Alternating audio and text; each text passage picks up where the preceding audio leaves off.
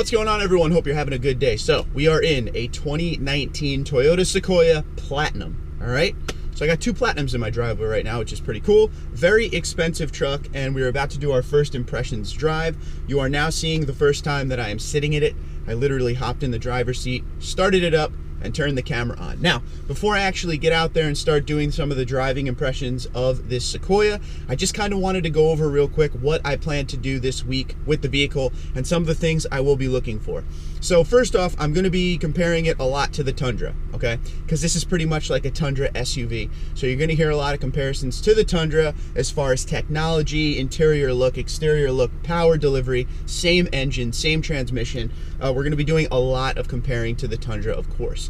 Another thing that I'm going to be doing a lot of comparisons to is to the Land Cruiser that I had last month. Now, the reason I'm doing that is this vehicle is a big family vehicle. The Land Cruiser, at least in the USA nowadays, is a big family vehicle. Both of them are in the same range of price. This is $70,000, 69 and change. And the Land Cruiser I tested was in the high 80s, okay? So pretty much if you could afford this, you could afford a Land Cruiser. So at the end of this whole thing, we're going to talk about things like, is this worth it?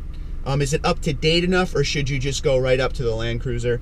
Comfort, power delivery, everything like that. So those are the two main comparisons I'm going to be doing throughout the week with this vehicle. I definitely look forward to driving this thing around and learning it. Just listening to the engine at idle, it already sounds like a Tundra. So let's get out on the road and see how this thing feels. Okay, we're 5 seconds out of the driveway, and if I wouldn't close my eyes because I'm driving, but if I close my eyes, it sounds exactly like a Tundra as far as the motor going up through the gears and everything. The feeling of it, it's instantly, I talked about this on my live stream last night. My initial thought, I've never driven a Sequoia. My initial thought is it's going to be very heavy. It's going to be very body rollish. And although we've driven it a block so far, the power delivery is pretty good. Everything feels all right. It doesn't feel too sluggish, but we're going to go here. We're at a stop sign right now. We're going to give it a little push and see if this thing has any power real quick. So here we go. Yeah, see, it definitely has a good amount of power when you put your foot down. Check this out. Full throttle. It's not slow.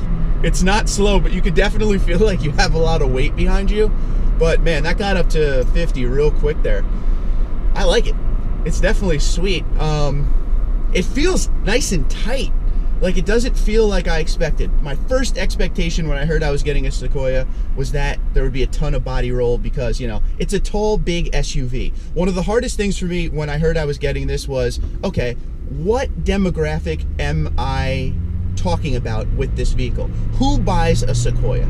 Now, most people would think it's usually going to be a family, a big family, because this has third row seating and everything. A big family that maybe travels a lot and does things, because at this price point, $70,000, this isn't a vehicle that everyone can afford, of course. So, you know, is it worth it? And that's another thing we'll be talking about too. Is it worth it to buy a $70,000 Sequoia that some say is outdated? But I can tell you already from being in it for 5 minutes, not even, that it doesn't feel that outdated. They did a slight refresh in 2018 with this vehicle. Some spots on the interior, you know, Toyota Safety Sense, things like that. They did a new grille, new LED headlights. And don't get me wrong, it definitely needs a touch here and there, but it looks good on the interior, a lot better than I expected. But what demographic are we going after? So I'm guessing we're going after a family, a big family, a lot of trips to, you know, the kids' sports games, things like that. So how's the fuel mileage, all that kind of thing. Do you need this V8 motor to take your family all around to all the games they got to go to and from school, to and from work? Is it, you know, is it worth it to get a big 5.7 liter V8, 381 horse, 401 foot-pounds of torque? Or should you get something like a Highlander? And Highlander has third row seating. The 4Runner has third row seating. So that is all the stuff we're going to tackle in this video. But I can already tell you that I'm going to enjoy this experience a lot. We got blind spot monitoring, of course, because it's a Platinum. I'm going to enjoy this experience a lot because I'm comfortable already. That is how I know right off the bat if I'm going to like a vehicle or not, if I'm comfortable or not from the beginning. Sometimes it takes me a little bit of time to get comfortable behind the wheel of a vehicle that Toyota gives me. Mind you, these are expensive vehicles and I don't own them, and these New Jersey drivers don't care if I own it or not. They're still going to cut me off. But it feels really good on the road. I got to take this thing out on the highway a little bit and just get a really good feel for it. We're at 55 miles an hour right now. it just floats, man. It doesn't, it's windy out. It's actually a crosswind across the road right now, and there's no movement in it. It's nice, it's calm, the suspension is fantastic. This actually has an electronic suspension on it that you can lower and lift. Riddle me that. Where's that on the Tundra? You're gonna be hearing that a lot during this video series as well. Why isn't that on the Tundra? Or why isn't that on the Sequoia? It's on the Tundra. We're really gonna do a lot of comparisons between the two. But overall driving feel, this thing feels awesome. This thing actually feels better than the Land Cruiser did the first day I was out with it. It has a really nice ability to keep power, if that makes sense.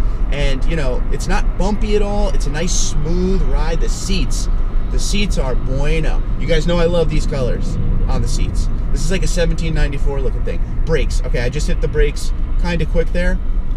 Not much brake dive. Tundra has way more brake dive. Very impressed. Nice quiet cabin. You know, you got good interior materials going on in here, but nice quiet cabin. You could hear the motor, which I like. You could hear it. It's not crazy. I mean, sometimes it depends on what trim level you're in the Tundra, but sometimes you could hear the motor and the exhaust too much. In this thing, I don't know if you'll be able to hear this. This is going up to speed. There's definitely some motor noise, but it's not obnoxious. It sounds powerful. That's why I don't think I'll ever like an electronic vehicle in my life, because I love the sound of just that raw power. Especially this, 400 horse, come on. 400 horse SUV, love it.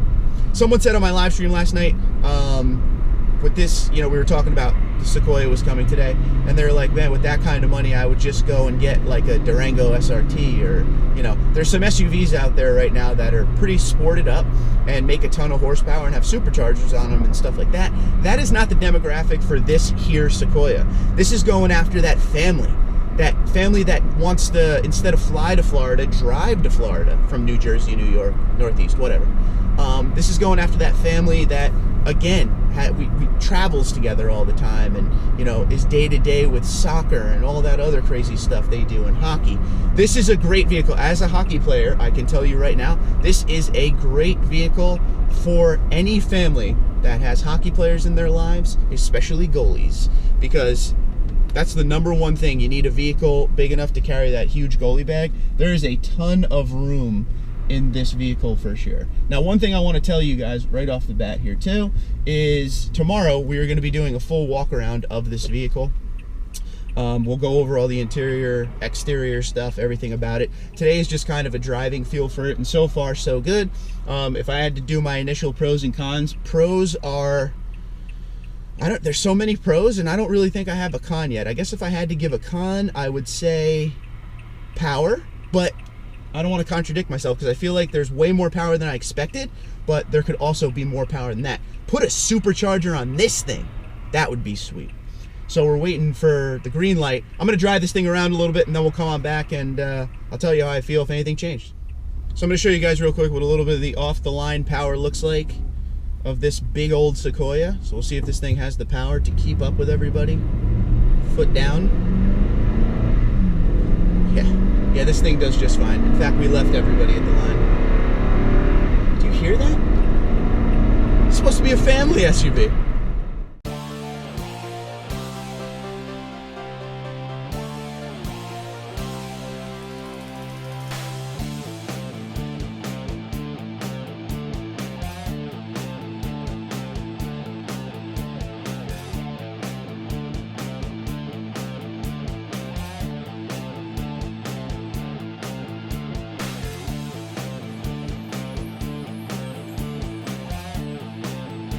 Okay, just returned home, did about 10 more miles on the truck. I took it on some, not back roads, but, you know, some residential roads just to see how it rode the bumps and everything. Still very impressed with it. I don't know. I think I might have to take away my con being the power. The delivery is great for a big, heavy vehicle. I don't really have any cons yet. But tomorrow, you know, we're going to go over the interior of the truck and everything like that. And then we will start talking about some things that need attention. But for now, with the handling and everything, this truck, I guess we could call it a truck. This truck slash SUV, the Sequoia, is awesome. I'm very comfortable in it.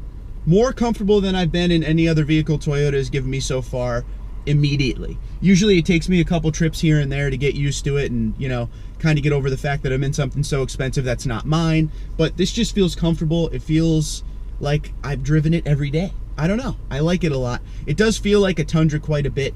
And I'm very surprised again by there being not much body roll whatsoever. The braking is fantastic.